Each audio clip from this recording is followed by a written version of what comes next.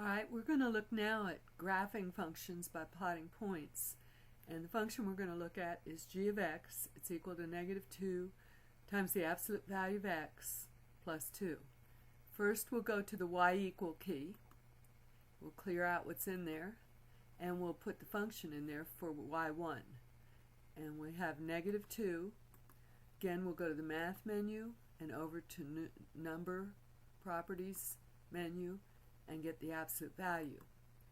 And in parentheses, we'll just put x this time, close the parentheses, and add 2. And there's our function. Now to graph it, we will graph like we did in other modules. We'll hit zoom for 6 first to get it into a standard window. And that is the graph. And in a standard window, the x-axis goes from -10 to +10. The y-axis goes from -10 to +10, and it's centered right in the middle of the screen. You can check it by just clicking on the window, and it'll tell you the x minimum and x max and the scale that you're using for the tick marks. And then you just hit the graph button, and it'll take you back to the picture.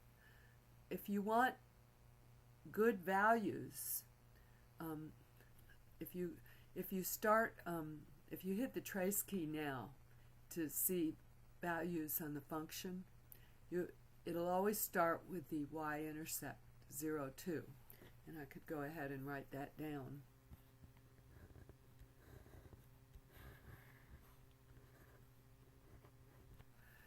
And as you go to the right, you don't get very good looking values because this window is not conducive to looking at values.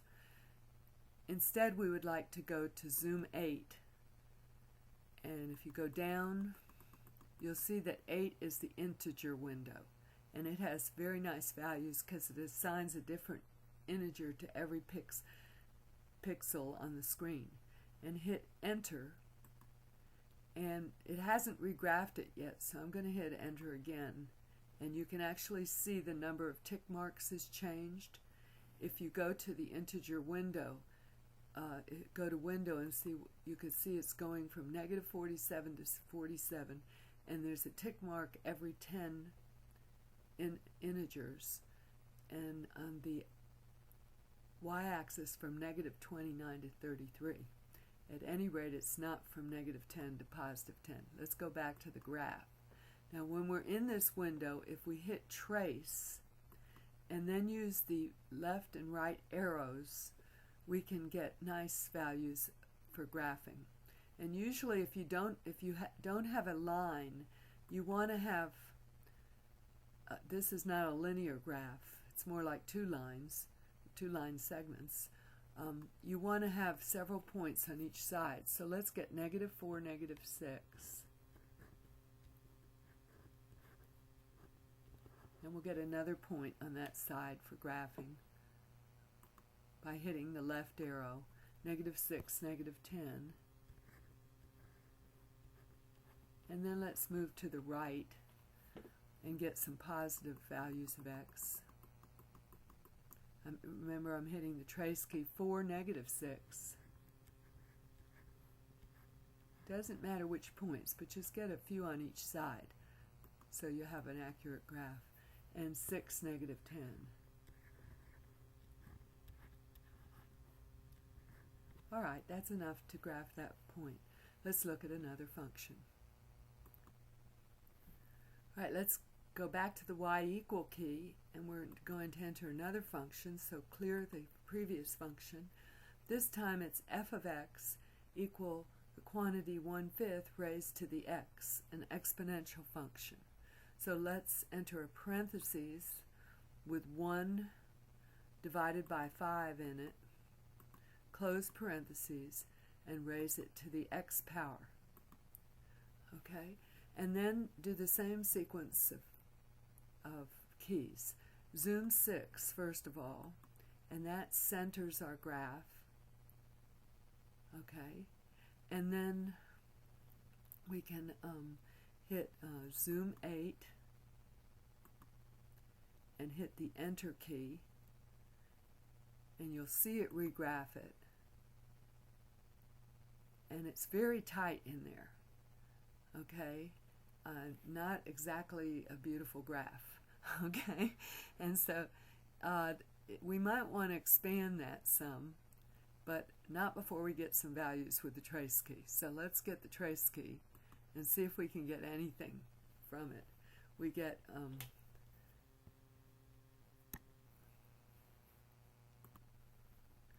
all right, we have for our intercept, our y-intercept 0, 1. And let's see if we can get anything to the left. We'll try. -1, 5, which is not bad. So the other window was actually better for looking at it, but this window is better for getting values you can point. And another value, -2, 25. Let's go to the right and see if we can get some values. 1, 2/10, which is also 1/5. And we may get a couple more decimals that we recognize. 2, you can always take these decimals back to the regular screen and get their fractional values if you're not aware of them. This is 1/400, which is 1/25. And let's do one more.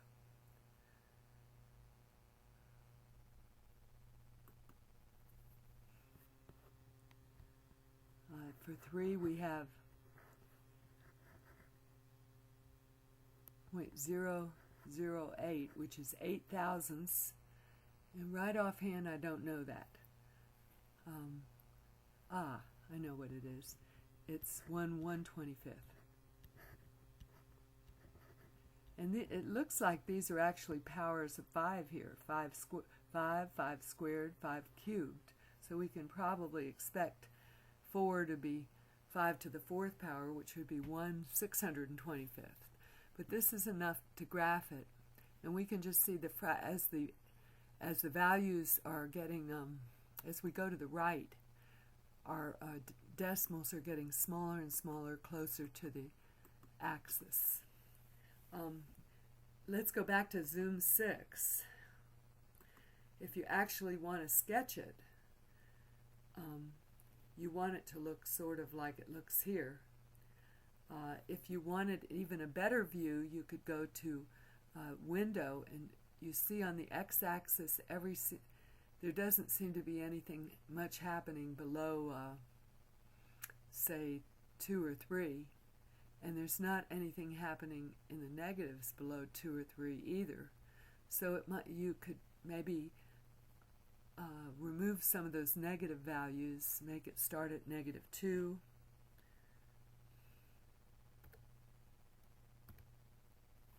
And in both of them, in the y as well.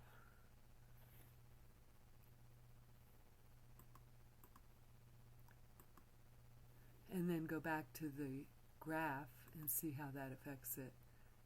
You can sort of see it. Lets you zoom in a little on this. All right, and so let's look at one more, or several more actually, graphs.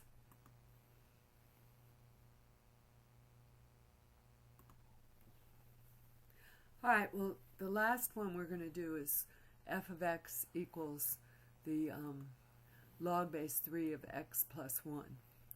And let's go to the y equals key and clear what's in there and calculate this. And I made this up, and I made this a little harder than it was. And so we want to express it as let's use the ln. The ln of x plus 1 over the ln of 3. Remember, we can't take log base 3. So we have to use that logarithmic identity to do it, to express the function. So the function looks like this. Alright, so let's go ahead and enter that. y1 equals the natural log of, in parentheses, x plus 1, close parentheses.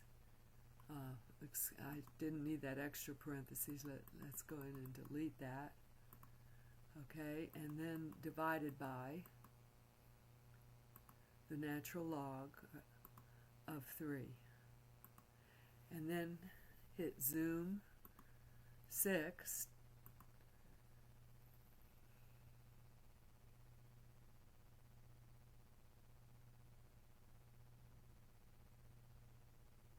Okay, now there may or may not be values below here, and you probably will need to check that by doing a trace. Let's go zoom 8, enter to get some values.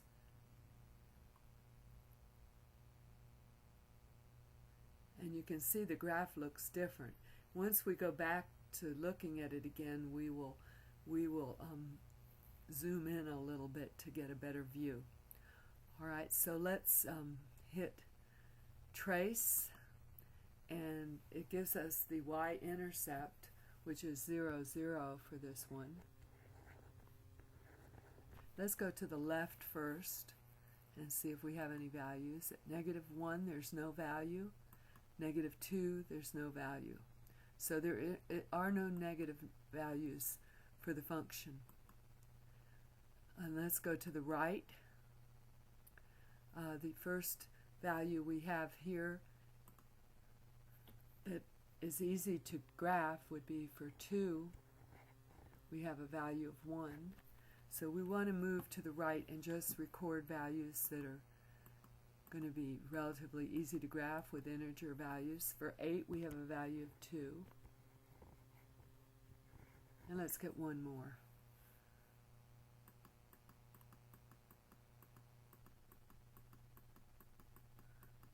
They're few and far between here. Oh, I almost missed it. For 26, we have a value of 3. Alright, and that will allow us to sketch the graph. Now let's go back to zoom 6 and look at the graph.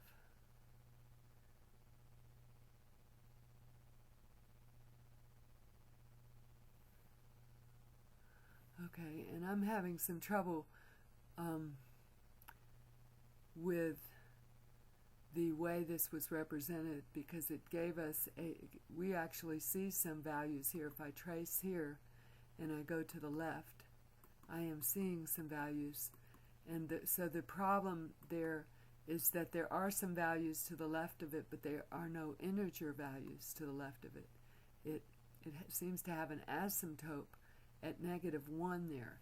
So let's look between -2 and maybe 5 here, and between -2 and 5 in the y as well. So let's change our window just for looking at things.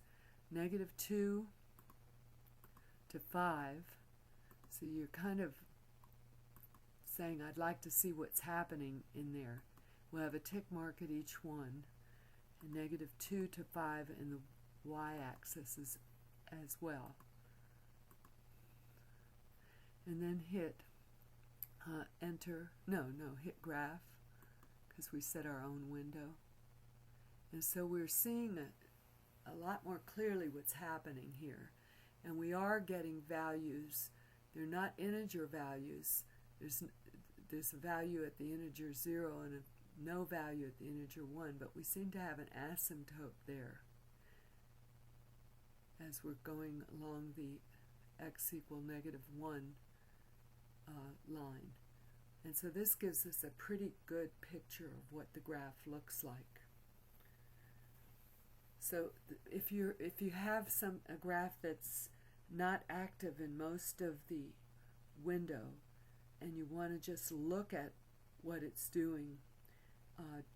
Decide where it is active and go a little bit to the left, a little bit to the right, a little bit below, and a little bit above that area, and set a new window, and then hit graph to look at that window.